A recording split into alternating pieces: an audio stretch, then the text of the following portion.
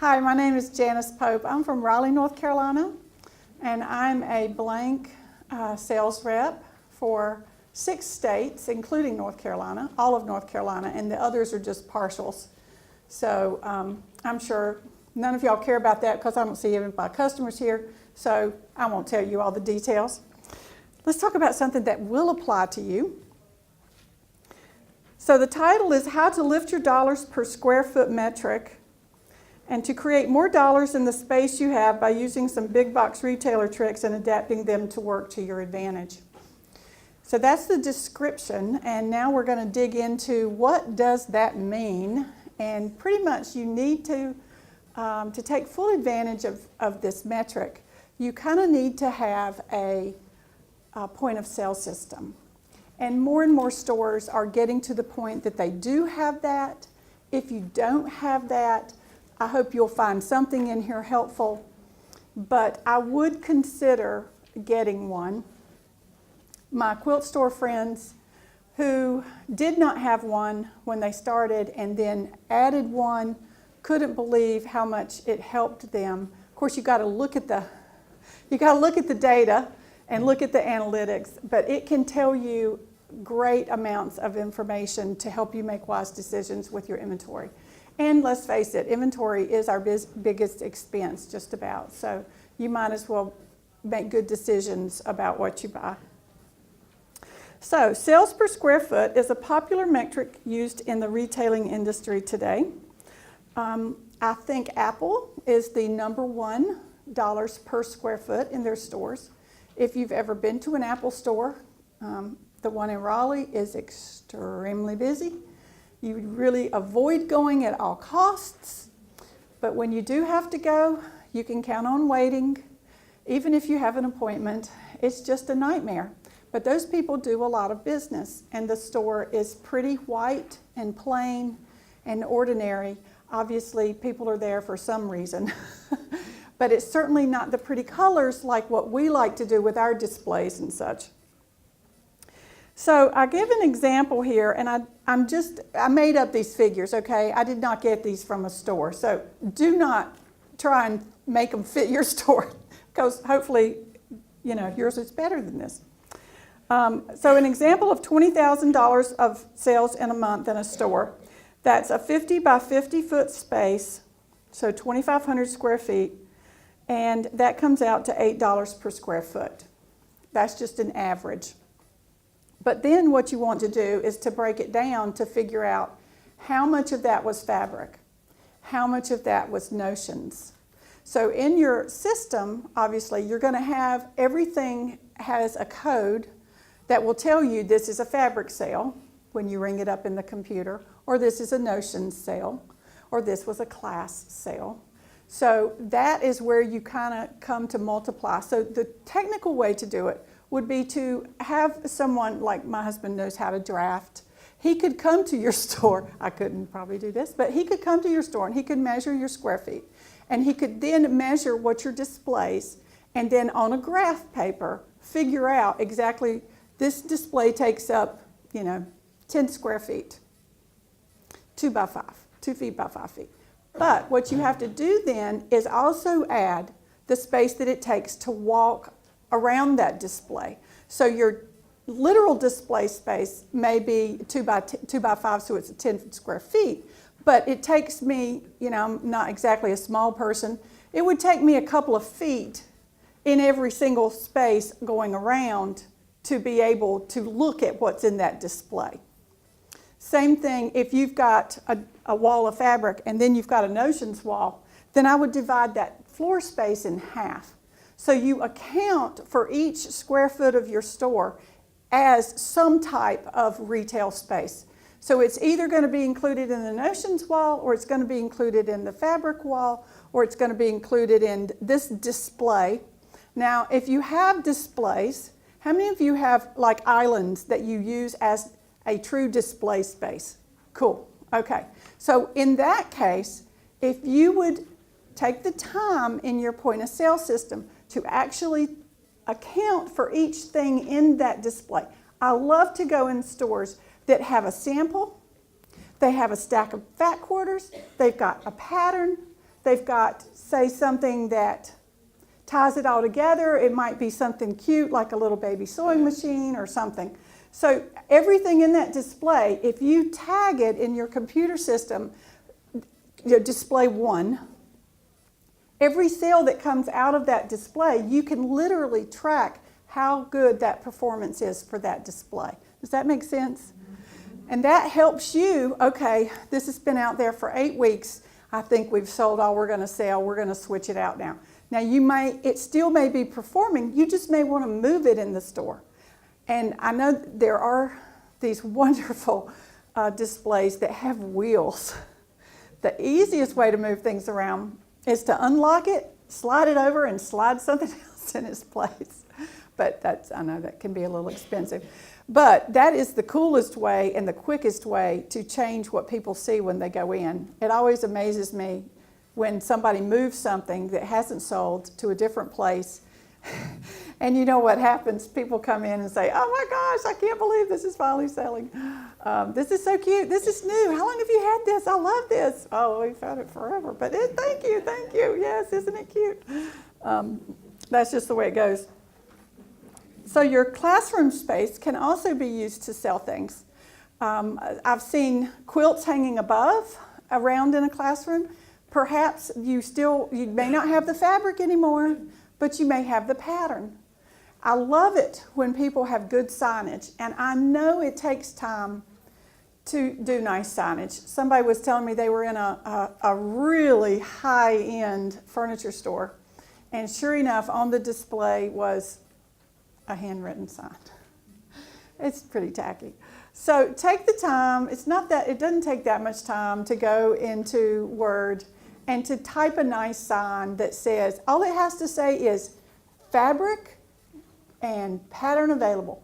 Just print a bunch of them and keep using them, because when I go in stores and I see something I like, it's really nice to know if the fabric is available, or if the pattern is available, or can you tell me where this pattern is? It's nice if they're all together, but say in a classroom setting they may not be together. It might be in a different place. But it's really helpful if you can have that signage up there. I would like, when I go in a store, to see every single quilt have a sign on it. I was at a show recently, and it was one of my customers, and this quilt had a very striking background. It was a medium gray, and it had little black lines irregularly in the background. And it just made the pattern come alive. And there was a sign on the quilt that said, "We are out of this background fabric." They were still selling the pattern, but just go ahead and put it on the sign if you don't have it, so that they will quit asking, because of course that's what everybody wanted, was the little lines. So next is some ideas that big box stores use. I don't know if you know this or not, but that number 1, eye level.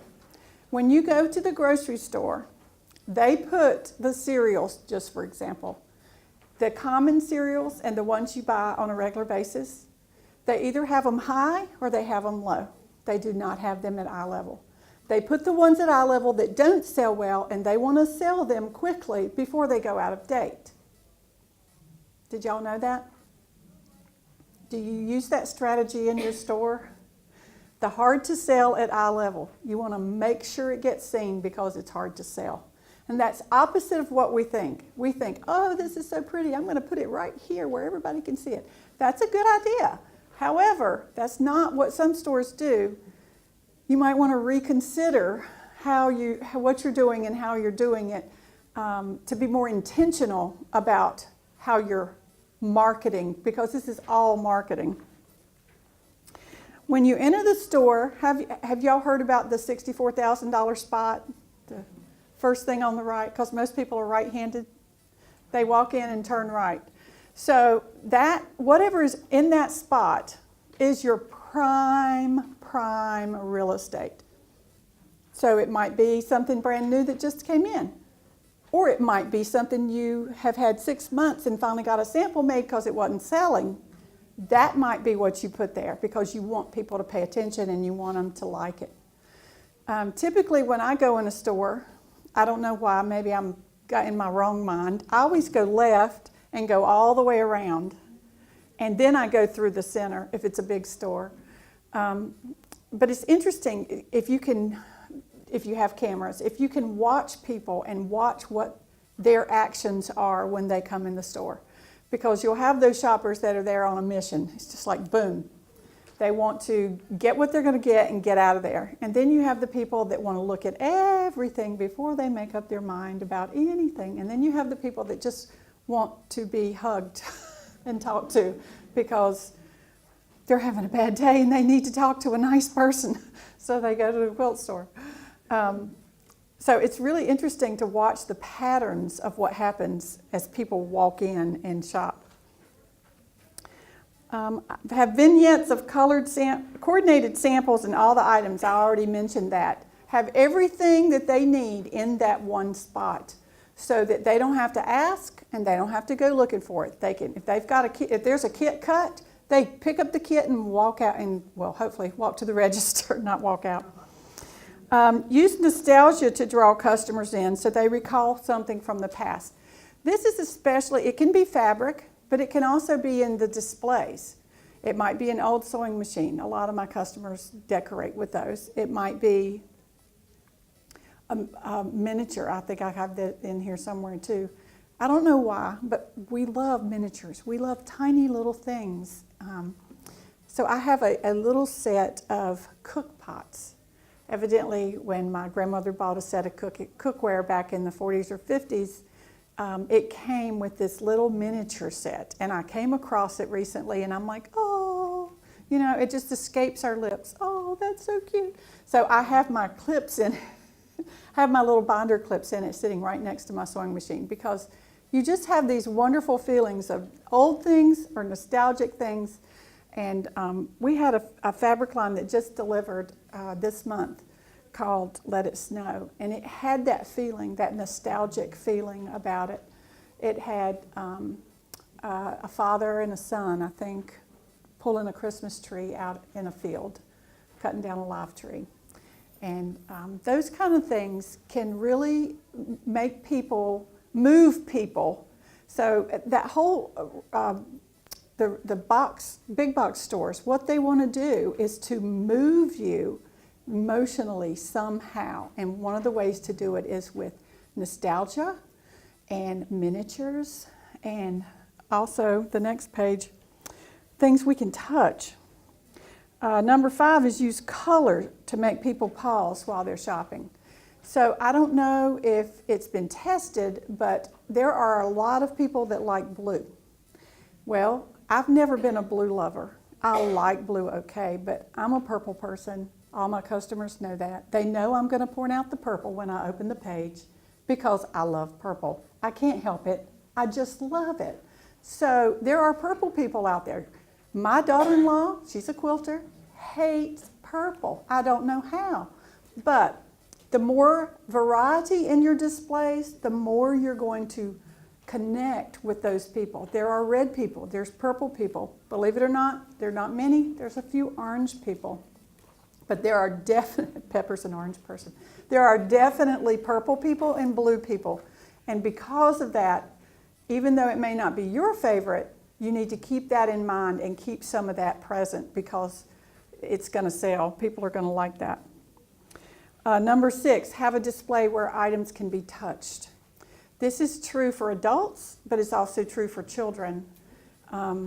We like to touch things. We like to reach out and touch them. Anything you can have that will invite people to engage with the display is a positive thing. Of course, there's offer free treats. Now, I know the free treat is for them. It's not for you. It's going to cost you something. But even walking around here at market, you know, every other booth has chocolate sitting out. We all love chocolate. Chocolate keeps us going. That chocolate is a way for us to reach out and engage. So that's just like we do that in our booth, but you can offer something like that in your store as well.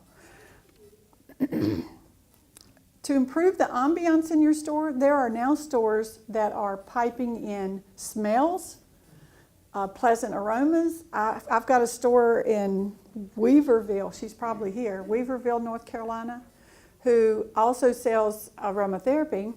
So she always has something loaded and smelly stuff coming into the store. It's so nice to go in there, and so it smells so good and it feels nice. It changes the ambiance in the room. The same thing with music. You can change the kind of music that you have. We used to have a grocery store in town that only played classical. Guess where I shopped? That was the store I shopped at, because I could load up my kids and go to the grocery store after work, and they would give all the kids a cookie, which kept them from being hangry. And the nice music, I just felt like everything floated away and I could relax and enjoy the shopping experience. I don't do a lot of shopping now, but nobody in town is doing that now, and it's sad. I highly recommend. I mean, you may not like classical music, but for a lot of people, it is an extremely relaxing, creative, and intellectual kind of feeling that happens when you're playing classical music.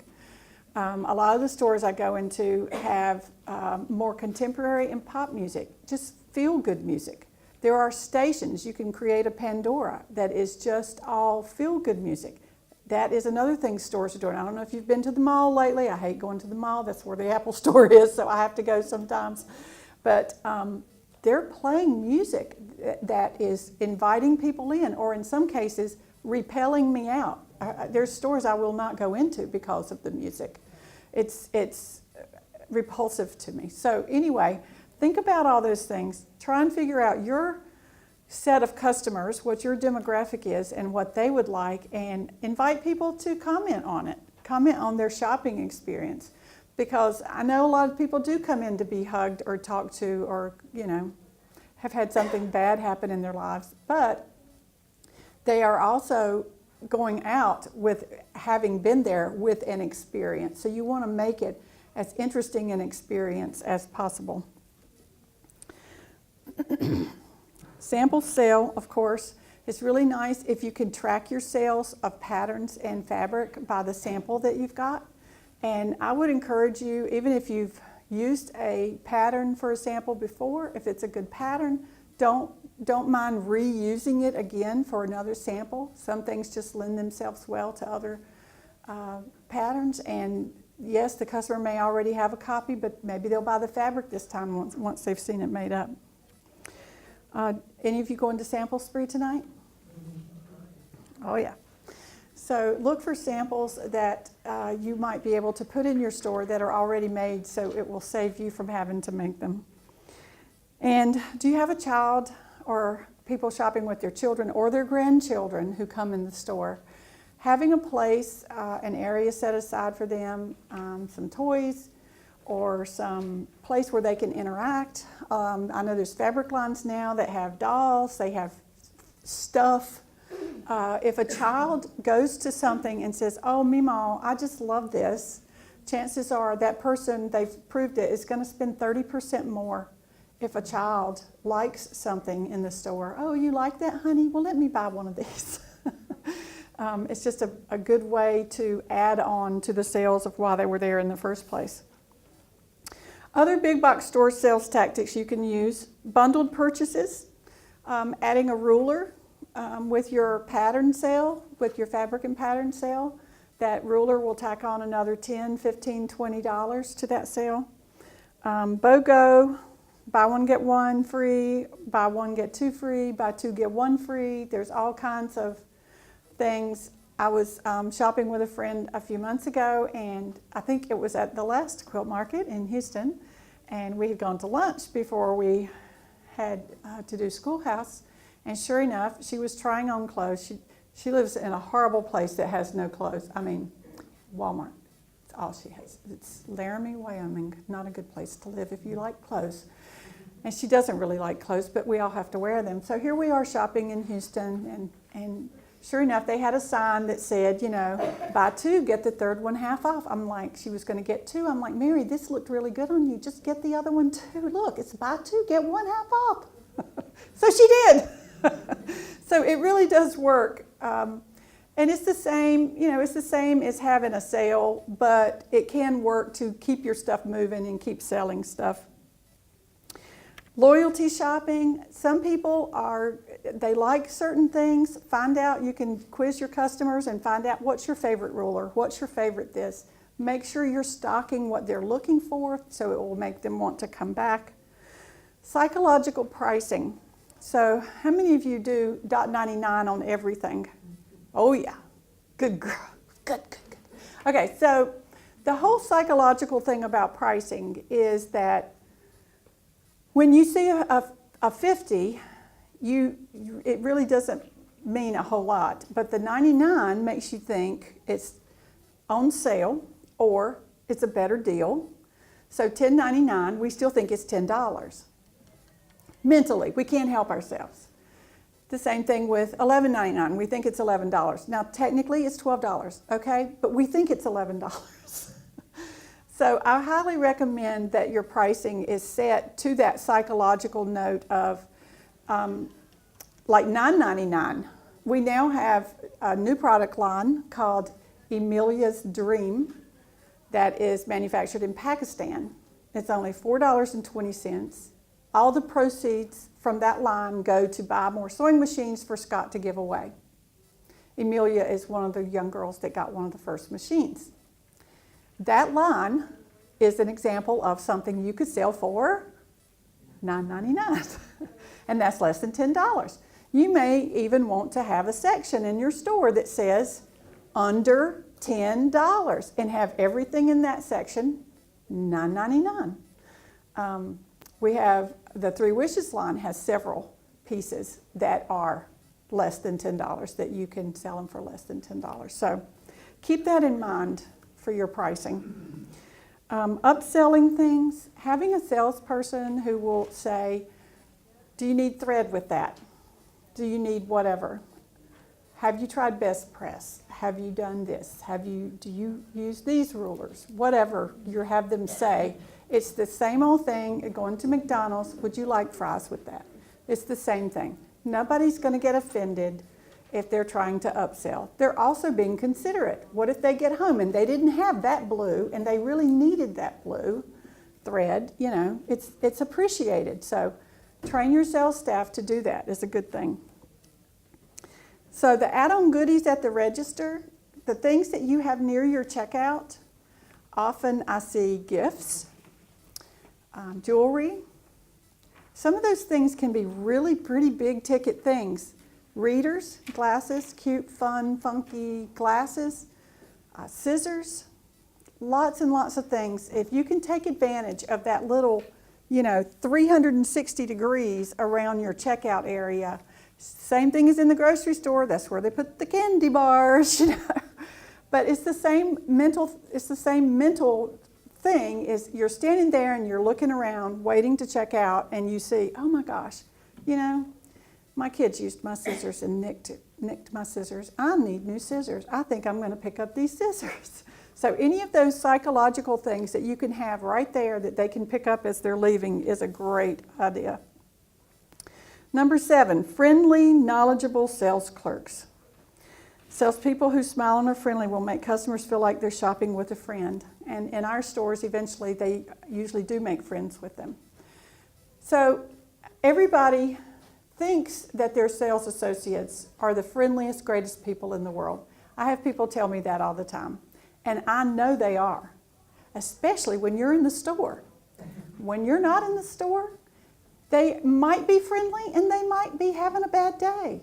So retraining, re-talking to them, having meetings with all of your staff, and reiterating, this is what I want, this is what I expect.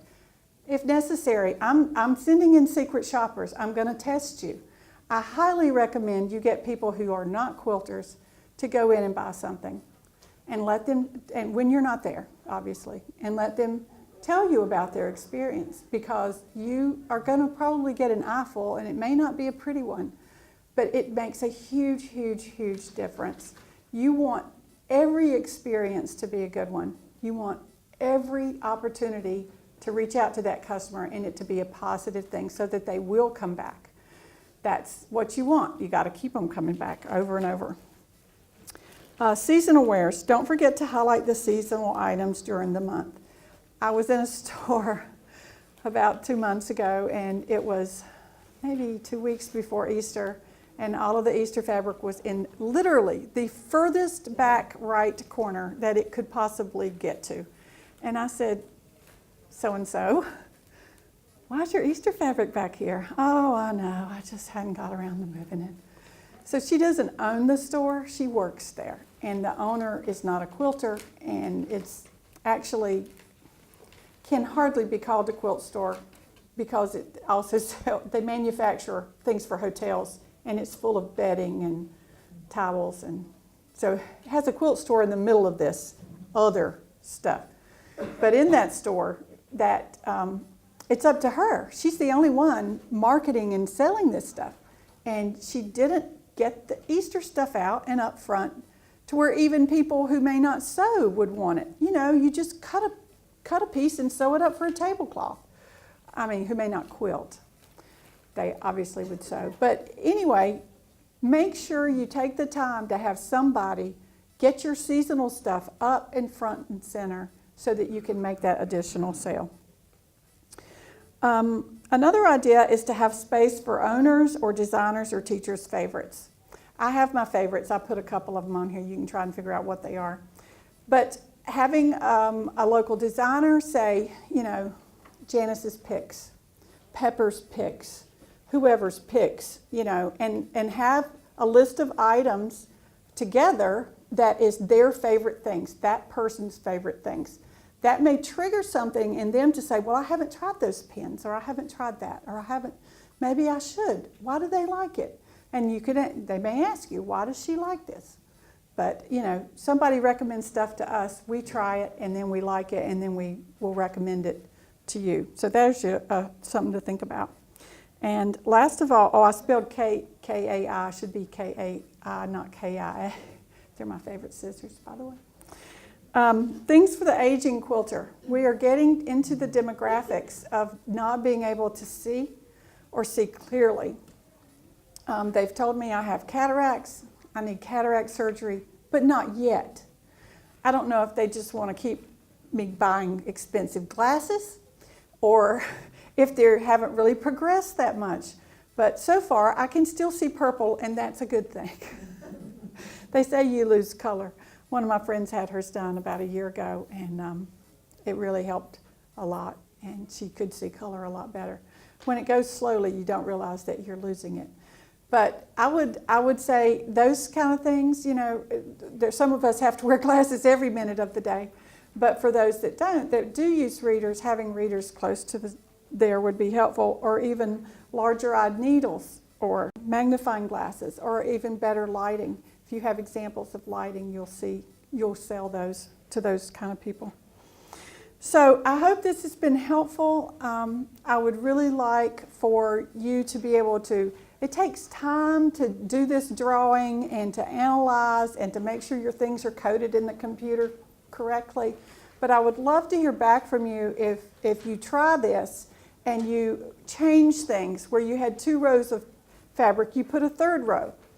Don't necessarily recommend that in the middle of the store, but on the walls, yes, you can go 3 high and have more to sell per square foot.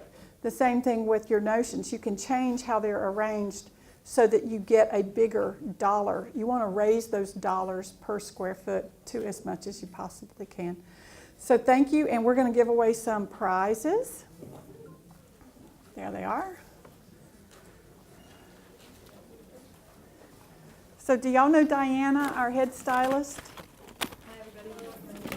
I'll let Diana pick. Okay. La Grande Quilt Shop. Awesome. The Fabric Patch. All right. Thanks.